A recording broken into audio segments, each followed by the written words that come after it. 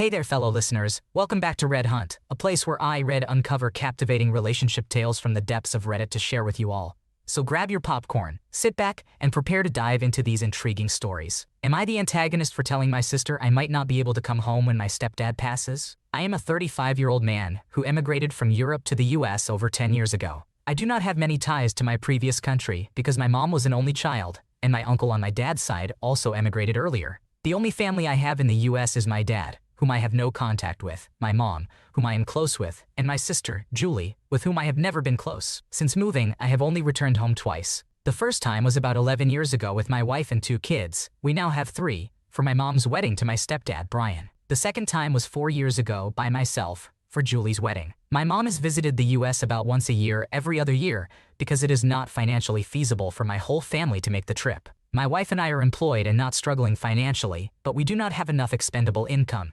especially considering the current financial climate, to make such a trip last minute. However, my mom and I video chat about once a week. Now, here comes the issue. Brian was diagnosed with cancer, went into remission for a while, but it returned about a year ago and is very likely terminal. A few days ago, Julie messaged me to let me know that I need to start making arrangements to come home when Brian eventually passes away to help out and take care of mom. She estimates that it will likely happen within the next year. I responded to her explaining that although I am working on trying to make it happen, there is a real possibility that it may not be feasible. I informed her that my mom and I have already discussed this, and she understands my situation. Today I woke up to a voice message from Julie essentially telling me that my efforts are not good enough. She acknowledges that money is a factor, but insists that I must step up and fulfill my duty for the family. She believes it is unacceptable for me to only be there for the funeral because moving was my choice, and I should make it work. In response, I pointed out that she clearly doesn't understand the logistical challenges of making a last-minute transatlantic flight and dealing with the US labor system. My company allows 5 days of bereavement time for an immediate family member, but it is still more restrictive compared to the laws where she is. This is where I think I may have acted poorly. When Julie mentioned she would respond to this later, I told her not to bother because I can already predict what she would say, and it wouldn't change anything. As a result, she told me that she has lost all respect for me and that I should forget about ever having had a sister. I genuinely want to be there for my mom and Brian, but Julie seems to be oblivious to the physical limitations I face. So, am I the asshole in this situation? It's clear that you have tried to explain your limitations and the practical difficulties in making a last-minute trip. It's unfair for Julie to expect you to drop everything and be there at a moment's notice, especially considering the financial and work constraints you have. It seems like you're genuinely doing your best to be there for your family given the circumstances. Am I the antagonist for telling my mom I don't want her to be so dependent on me? I am a 27-year-old woman and the only daughter of a 63-year-old mother. My dad passed away 9 years ago and didn't leave us anything. We don't own a house or have any assets, except for a small amount of savings from him, which I managed to use for college and rent. We've never had much, just enough. Currently, I work full-time in corporate sales and our life has slightly improved. I can afford rent and take holidays. However, my workload is overwhelming with demanding bosses, causing me to leave early and come home late at night. Since November, my mother has been hospitalized twice for glaucoma and underwent trabeculectomy cataract surgery on her right eye. We've also had to go to the hospital for her gastric issues, cholesterol control, and now she has a bacterial infection on her labia.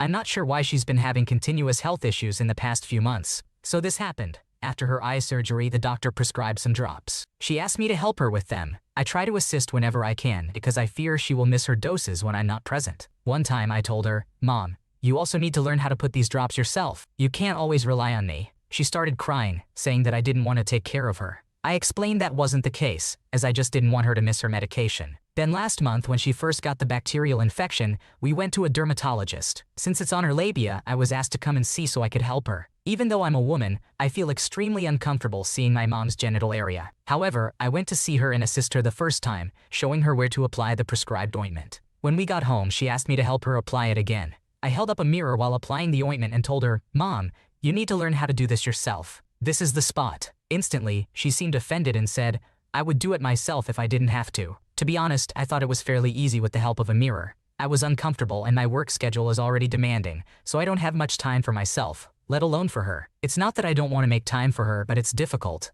Tonight, I took her to the OB-GYN because she said she didn't feel better. It turns out the infection has spread.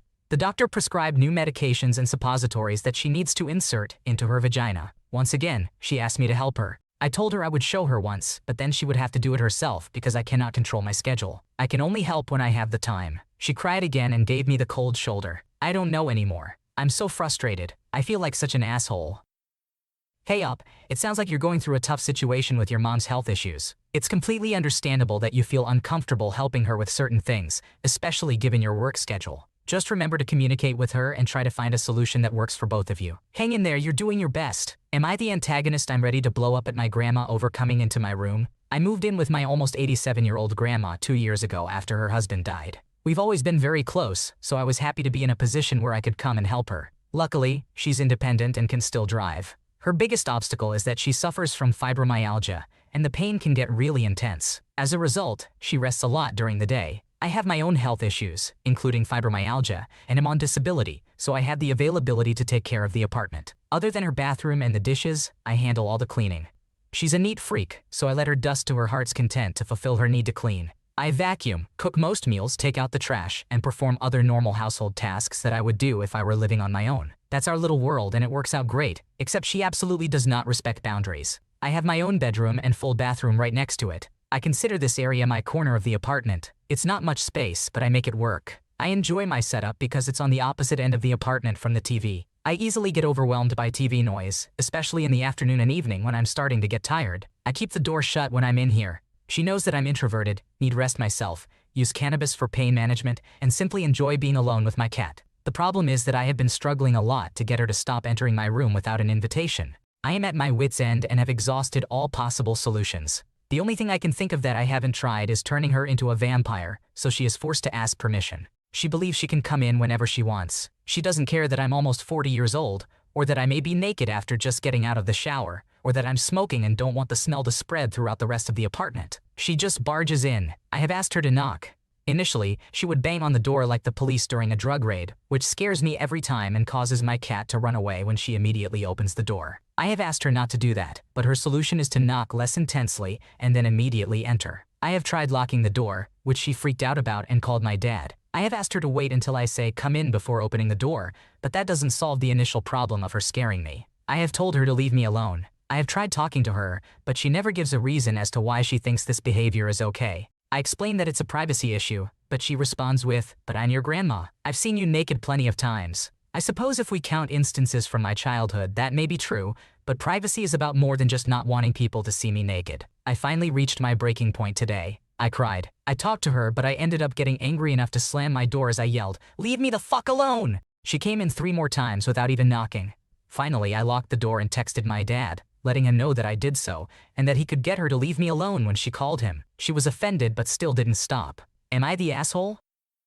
Your grandma's lack of respect for your boundaries is not okay, regardless of your relationship. It's important for her to understand that privacy is about more than just seeing you naked. You've tried multiple ways to communicate this to her, and it's not your fault that she refuses to listen. Concerns about my sister's relationship. My sister is currently involved with a man who is taking advantage of her and other women for money. He seems to be a scammer on Tinder. I didn't realize the severity of the situation until today. Our family went out for dinner to celebrate my sister's birthday. When I asked where her boyfriend was, she said he was waiting in her car outside the restaurant. However, we later found out that he had actually driven her car to a nearby bar. After dinner, he invited my sister and me to join him at the bar. Once there, he claimed to be friends with the bartender, shaking hands with everyone in the bar, and offered to buy us drinks. When the bill arrived, he looked at my sister, expecting her to pay. Annoyed, she handed her card to the bartender, but it was declined. She later admitted to me that she had given her debit card to her boyfriend earlier, so she knew he had spent all her money. I knew she had just been paid a few days ago because we have the same pay schedule.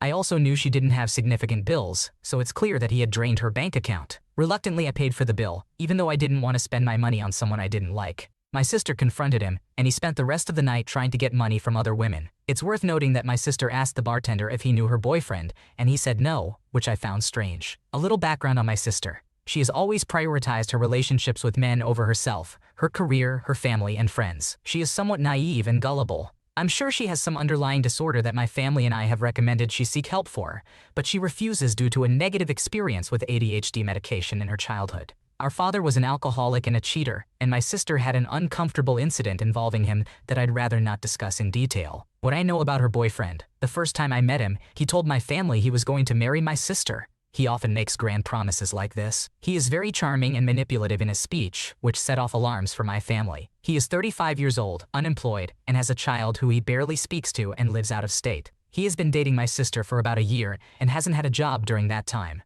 He gambles with my sister's money, and if he wins, he doesn't give her any. He drinks excessively. He manipulates my sister by threatening her with other women, knowing she is very jealous, if he doesn't get what he wants, like food or an Uber ride. Despite having family nearby, he is currently essentially homeless. He used to live with his sister, but that living arrangement suddenly ended for unknown reasons. When he and my sister joined a church, the church offered him housing. However, he lost a wallet containing money from a church raffle, for which he was responsible. The church gave him multiple work opportunities, all of which he turned down. Recently, he was kicked out of the church's housing because he hadn't been paying rent. Now, while my sister is at work, he spends his days hiding in her room in my mom and stepdad's basement, where my sister lives, as he is not allowed there. He has isolated my sister to the point where she barely speaks to me, despite me being the closest to her or anyone else. He no longer wants to be intimate with my sister and blames it on her appearance and character, even though he is essentially homeless. My sister tells me she has never loved anyone like she loves him, which I struggle to understand because she has been in healthier relationships in the past. She acknowledges that he is a bad person, but she continues to be with him in the hopes of fixing him. How can I help her break this cycle? That sounds like a really tough situation for your sister. It's important to be there for her and offer support without pushing her away. Maybe you could try having an honest and open conversation with her about your concerns and let her know that you're worried about her well-being. Encourage her to seek professional help or counseling, as it might be beneficial for her to talk to someone who can provide guidance and help her understand the cycle she's stuck in. My cousin's GF is borderline unhinged, and I'm worried about how to interact with her now that we'll be living closer together again. Hi everyone, I hope you're all doing well. I wanted to share a situation I've been dealing with for the past 7 years while keeping the details vague. There's someone in my life who I've been able to keep at a distance. She's currently dating my cousin, but my cousin and I grew up together and are like siblings. We're actually moving back to our hometown soon, which is where she lives. Whenever we would visit in the past, she would do strange things. For instance, she would watch my Instagram stories to figure out where we were and then coincidentally show up. She even tried to buy tickets to my bachelorette party without being invited. On top of that, she proposed to my cousin and started planning a wedding. My cousin is in a difficult situation himself, as he doesn't seem to understand the need for boundaries. As of now, they're planning to get married in the summer.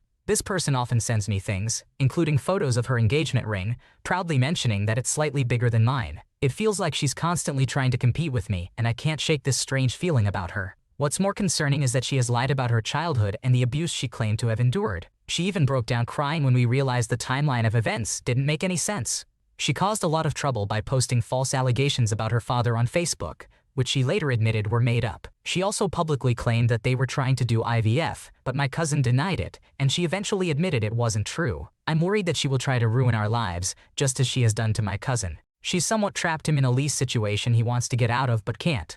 He's not very assertive and is tolerating her erratic behavior. I'm trying to keep my distance, but when we come to town, I'm unsure if I should contact my cousin and express my desire to see him, or if I should avoid seeing either of them until things are sorted out. This person has been occupying a lot of my thoughts, especially because of what she's done to my cousin with the housing situation. I'm trying to stop spending so much time trying to understand her behavior and move on, but I'm genuinely afraid of becoming the target of her false allegations. Has anyone ever been in a similar situation? I feel like I'm stuck with her now, but I want to minimize contact and find a valid reason besides finding her unsettling. I do try to maintain a decent relationship with her, but whenever I reach out, she says or does something else that's odd. My parents believe we should work things out for the sake of the family, but now that my kids are growing up, I'm more cautious about her lack of boundaries.